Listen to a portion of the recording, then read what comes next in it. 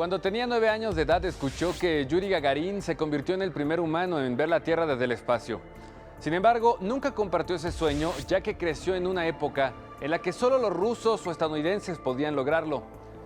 Su interés se centró en conocer y dominar la tecnología que era capaz de enviar y recibir sonidos, imágenes y datos en tiempo real, por lo que decidió estudiar ingeniería en la UNAM y completar 3 posgrados en telecomunicaciones y electromagnética.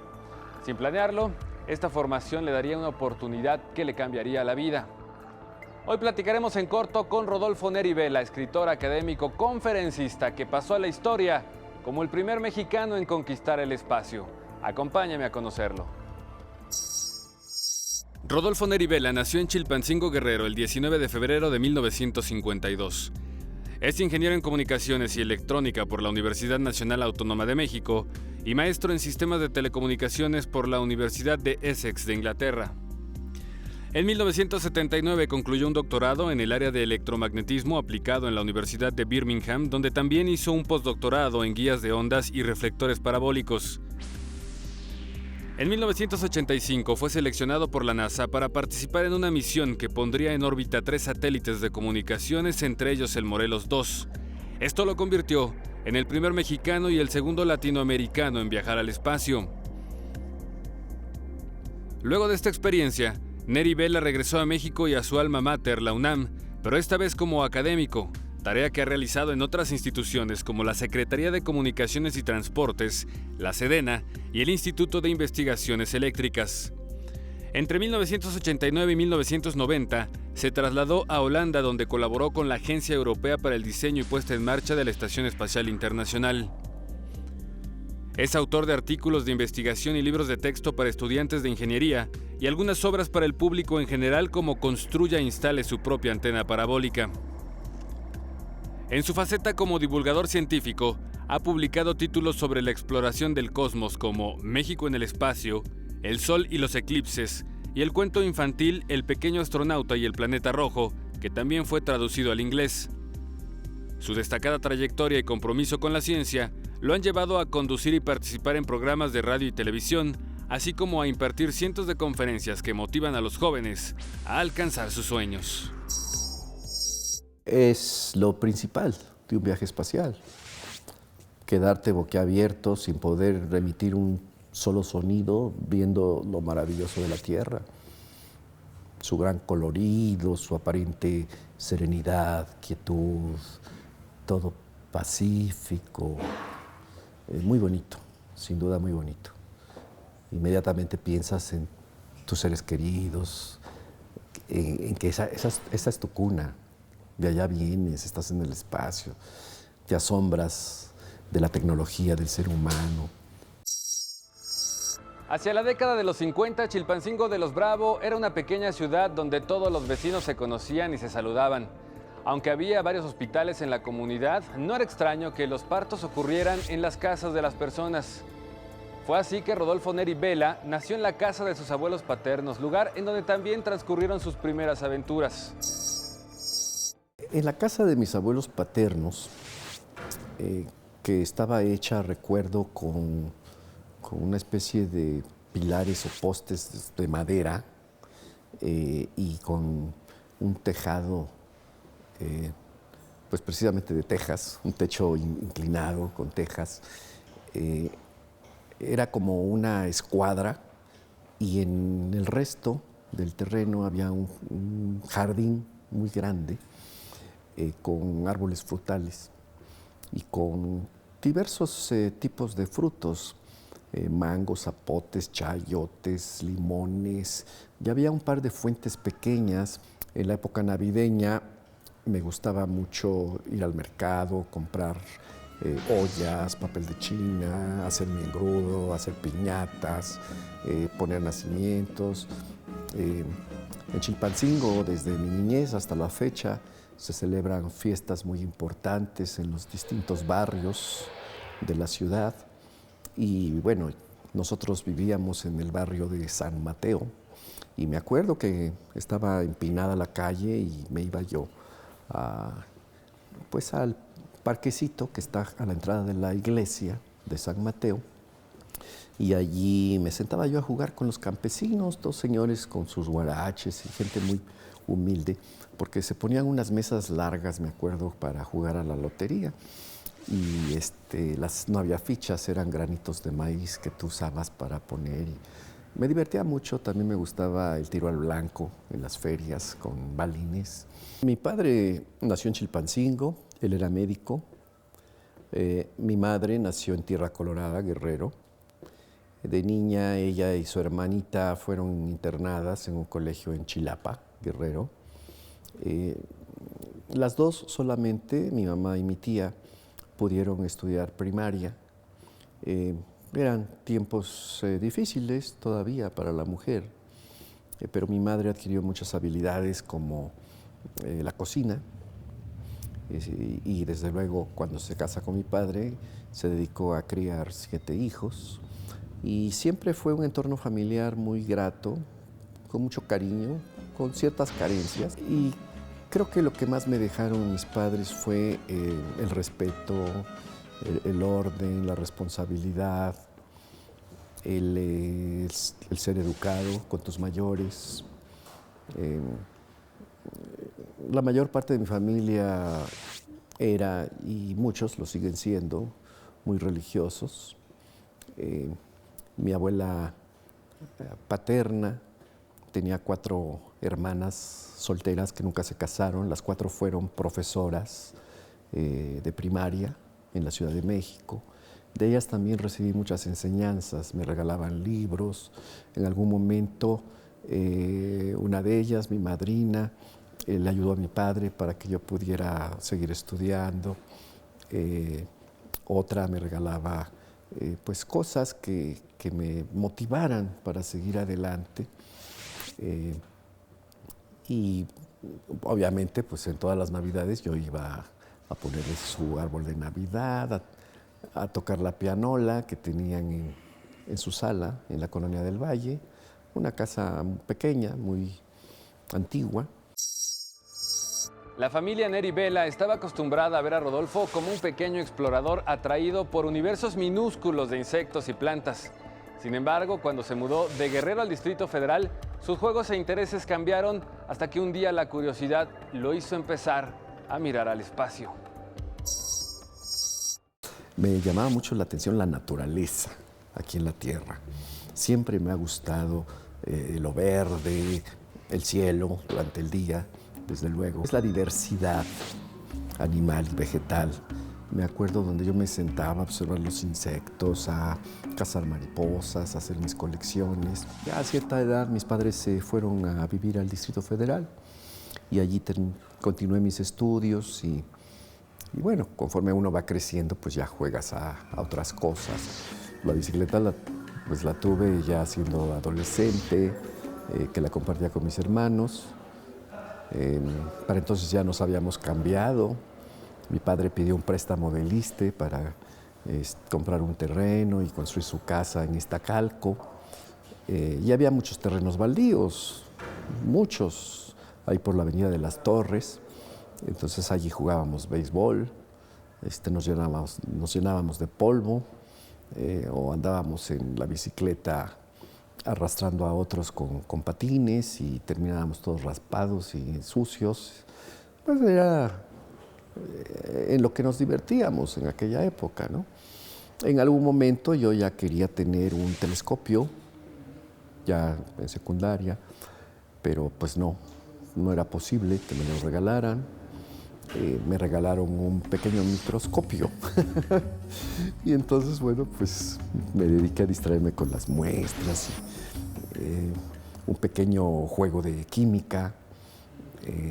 En algún momento casi me inscribo en la Facultad de Química, por cierto, pero me arrepentí a tiempo y fue que fui a dar a la Facultad de Ingeniería.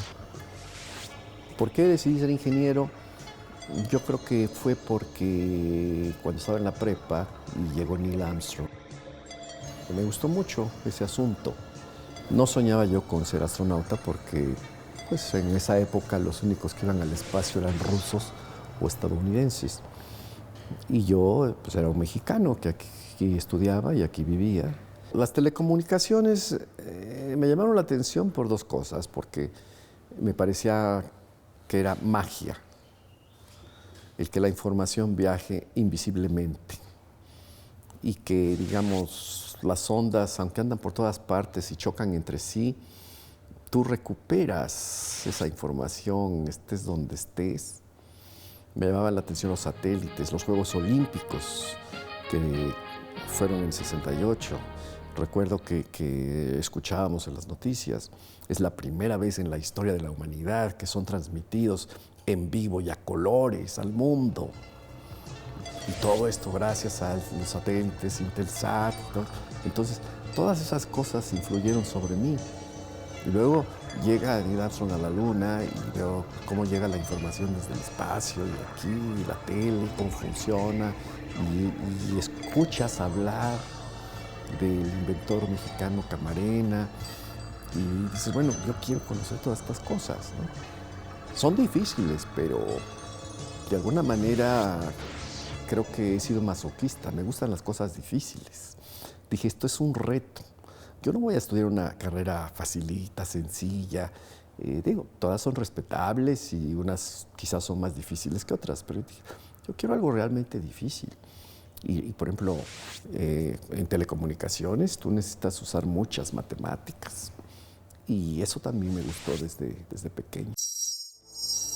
Al regresar, Rodolfo Neri Vela nos platicará cómo decidió competir con cerca de 1000 aspirantes de diferentes especialidades para convertirse en el primer mexicano en viajar alrededor de la Tierra. En la década de los 80, la Agencia Espacial Estadounidense inició el programa del Transbordador Espacial, que constaba de una serie de naves reutilizables que despegaban con ayuda de cohetes auxiliares y al completar su misión regresaban a la Tierra. Con una tripulación de hasta 8 personas, estos transbordadores se utilizaron para transportar materiales, reparar satélites y realizar experimentos científicos, lo que permitió que más personas pudieran colaborar con la NASA. Gracias al transbordador espacial pudo ir la primera mujer de Estados Unidos, el primer afroamericano y los primeros astronautas nacionales de algunos países. Nacieron los astronautas científicos para hacer experimentos en la microgravedad en órbita terrestre. Y entonces la NASA acordó con diferentes países la manera en que deberían de seleccionar los astronautas nacionales para que después llegasen a Houston a entrenarse.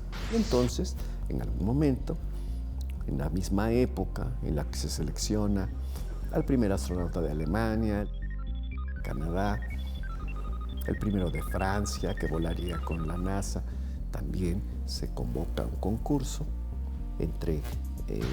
por México con los lineamientos establecidos por la NASA para seleccionar al primer astronauta nacional de México. Y bueno, entrego mi solicitud, digo, es una gran oportunidad. Yo creo que nadie de los que participamos en ese concurso sabía exactamente de qué se trataba, qué iba uno a hacer, cómo lo iban a uno a recibir en Estados Unidos, etc. Y además, creo que puedo aprender muchas cosas. Y por eso decidí participar. Al principio sin saber qué tan lejos iba yo a llegar en las eliminatorias. Ya cuando estaba yo entre los 10 finalistas, los 5, etcétera, pues obviamente ya estás cerca de la meta, ya te dan ganas de que pues yo quiero ganar. En ese momento a nadie le caía el 20, pero había algunos que creían que si ganaban, se iban a ir al espacio a hacer sus cosas y regresarse a su laboratorio tranquilos y olvidarse de los demás, como si nada hubiera pasado. Llegamos 5 mexicanos a Houston a presentar una nueva ronda de exámenes finales. Y después de unos días nos despidieron, nos dijeron regresen a su país, le vamos a enviar el reporte al presidente de la República. Bueno, pues cada quien regresó a su lugar de trabajo. Pocos días después estaba yo en la UNAM, en la división de posgrado, donde era profesor e investigador. Y sonó el teléfono y el entonces subsecretario de Comunicaciones me dijo que ya habían recibido el informe, que ya el presidente de la República lo había visto y que yo había quedado como primer lugar. Y en ese momento, bueno, pues aparte de que entré en órbita y me di una mareada terrible y dije, ahora sí, esto es una gran responsabilidad, y la NASA diseñó un paquete súper intensivo de entrenamiento que no era tan largo como el de los astronautas estadounidenses. Era un entrenamiento de un promedio de 6 meses, muy intensivo, donde no te estaban entrenando físicamente como mucha gente, que todo era técnico, muy pesado.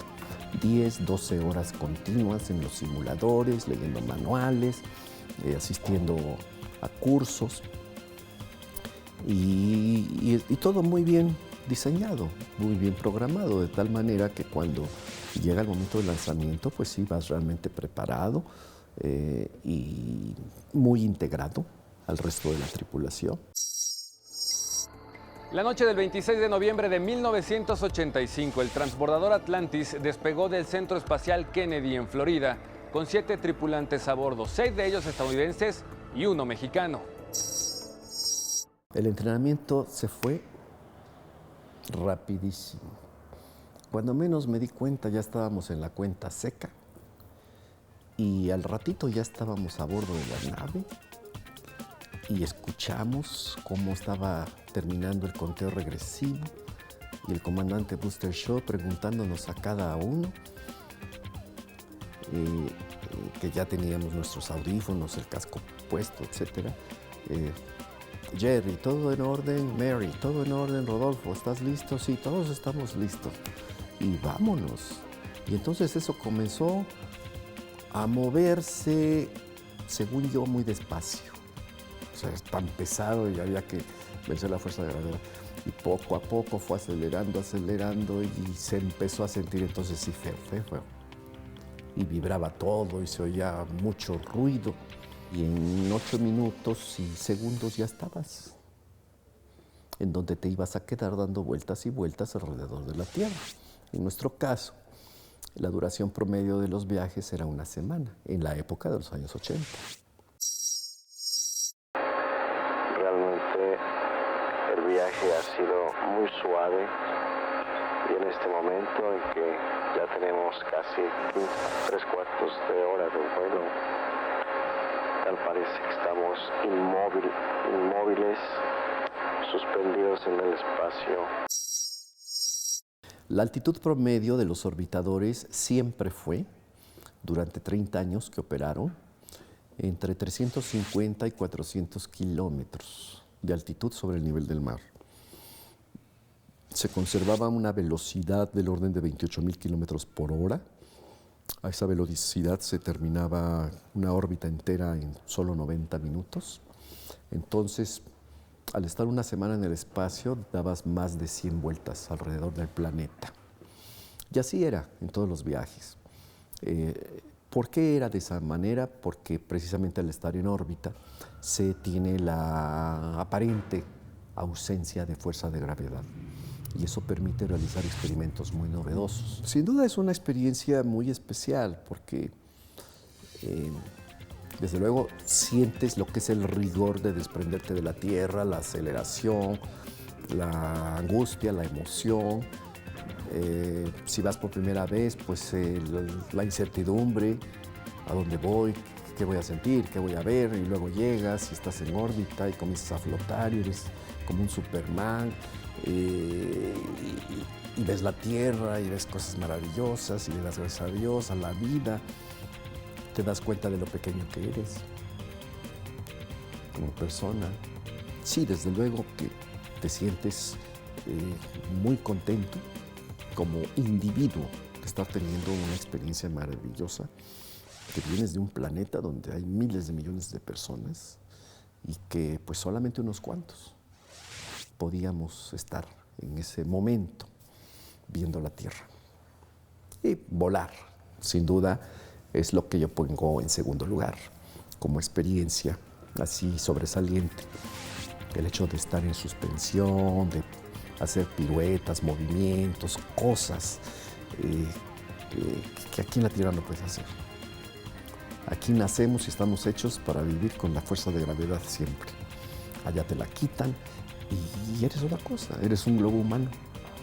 y en muchas cosas de tus funciones diarias, personales, pues tienes que irte adaptando y tienes que hasta inventar métodos para resolver lo que aquí en la Tierra es automático. Hace unas horas tuvimos el lunch y comí pavo con 2 galletas, tortillas de harina, una pasta muy sabrosa con maíz y verduras, una limonada, un refresco de piña, unas galletas de amaranto y unas galletas de mantequilla. La misión 61B, en la que participó Rodolfo Neri Vela, permaneció 7 días en el espacio, en los que logró darle 109 vueltas a la Tierra. En el transbordador Atlantis, la tripulación observaba a través de las ventanas cómo pasaba del día a la noche en tan solo 45 minutos. El viaje, que sumó cerca de 5 millones de kilómetros alrededor de la Tierra, sirvió para que Neri Vela llevara a cabo una serie de experimentos de científicos mexicanos. Y al final se optó por un paquete de experimentos que fue avalado por un comité de la NASA y que finalmente yo, ya siendo seleccionado, me encargué de coordinarme con los investigadores, para entrenarme con ellos, para ver cuáles eran los objetivos que había que hacer, qué tipo de resultados buscaban y qué era lo que esperaban que yo les trajera, ¿no? Entonces, hubo un experimento sobre reproducción de bacterias en microgravedad, otros sobre crecimiento, germinación y crecimiento de semillas de amaranto, que por cierto esto fue quizás lo mejor de todo, porque le dimos al mundo el conocimiento del amaranto, el alimento sagrado de las culturas prehispánicas, y que mucha gente en esa época no sabía ni qué era, ni siquiera en México, y mucho menos su alto valor nutritivo. Y hoy México exporta amaranto a muchos países del mundo, gracias a este viaje espacial. En Perú, por ejemplo, donde los incas también cultivaban el amaranto, me reconocen como el que dio a conocer el amaranto nuevamente al mundo en el siglo XX. También hicimos experimentos sobre fisiología humana, tomé cientos de fotografías del territorio nacional. Era una de las actividades que se acostumbraban en esa época, en los años 80, en una cámara especial, marca Hasselblad, y bueno, experimentos sobre absorción de medicamentos en el cuerpo, adelgazamiento de las piernas por la ausencia de gravedad, porque al estar allá en suspensión ocurren muchas cosas en tu cuerpo. Los fluidos se redistribuyen, la cara se te hincha, las piernas se adelgazan, el corazón comienza a trabajar de otra manera, y por eso los exámenes médicos son muy rigurosos. Rodolfo Neri Vela se considera un privilegiado, no solo por haber portado un uniforme de astronauta con el escudo y bandera de México, sino por haber regresado de la misión espacial para disfrutar del cariño de la gente y trabajar en la divulgación de la ciencia. Cada 26 de noviembre lo celebro con mi familia, con una comida familiar muy sabrosa, muy íntima, y recordamos el lanzamiento de la nave Atlantis y un servidor a bordo. Pero ahora en 2015 es el 30 aniversario del viaje espacial, del primer mexicano, del primer iberoamericano que fue representando a su país, a la NASA, para participar en un viaje espacial. Y fue un privilegio, a la vez un gran reto, porque nunca antes de Iberoamérica lo había hecho. 2015 también es importante porque son los 30 años del lanzamiento de los satélites Morelos 1 y Morelos 2, que vinieron a cambiar toda la dinámica de telecomunicaciones de México y que permitieron que todo fuera más ágil, de mayor cobertura, que creciera la telesecundaria, por ejemplo, Y también 2015 va a ser un año muy especial porque se lanzan pues 2 satélites de nueva generación, enormes, gigantescos, con mucha potencia, que pues son ya una cosa tecnológicamente hablando mucho más avanzada que los modelos de hace 30. Estos nuevos satélites que serán lanzados este año, en 2015, se llaman Centenario y Morelos 3, pertenecen al nuevo sistema MEXSAT de la Secretaría de Comunicaciones y Transportes y serán operados y aprovechados por el gobierno federal. La gran novedad de estos satélites nuevos de 2015 es que permitirán las comunicaciones móviles en banda L a todos los rincones del país. No va a importar si estás en una barranca, en la punta de un cerro totalmente aislado o en alta mar. Vas a poder comunicarte con cualquier otro punto de la República Mexicana y además se van a transmitir datos de alta confidencialidad estratégicos para la seguridad nacional. Entonces, 2015, en lo personal y en lo que corresponde a telecomunicaciones satelitales, es muy importante. Yo espero seguir trabajando y cooperar con la Secretaría de Educación Pública para seguir divulgando la ciencia y darle a conocer a las nuevas generaciones lo que significó mi viaje espacial, pero no solamente hablar del pasado, sino hablar de qué está pasando hoy, hasta dónde hemos llegado, qué ha sucedido en todos estos 30 años y cuáles son los planes que existen para seguir explorando el universo. ¿Ha sido el mexicano que más lejos ha llegado? Pues yo creo que sí, hasta la fecha, gracias a Dios. Mucha gente cree que fui a la Luna. Tenemos que hablar de ese mito. La Luna solo fue visitada entre 1969 y 1972. En diciembre del 72 se realizó la última misión Apolo y desde entonces ningún ser humano ha regresado a la Luna. Para Rodolfo Neri Vela, ser el primer mexicano en haber participado en un viaje espacial es motivo de orgullo y sobre todo una gran responsabilidad, por lo que ahora se dedica a dar conferencias que inspiren a las nuevas generaciones a desarrollar la ciencia y tecnología en nuestro país. Agradezco su atención y lo invito a que nos acompañe en otra emisión en donde platicaremos en corto con otro personaje que con su trabajo y dedicación contribuye a mover a México.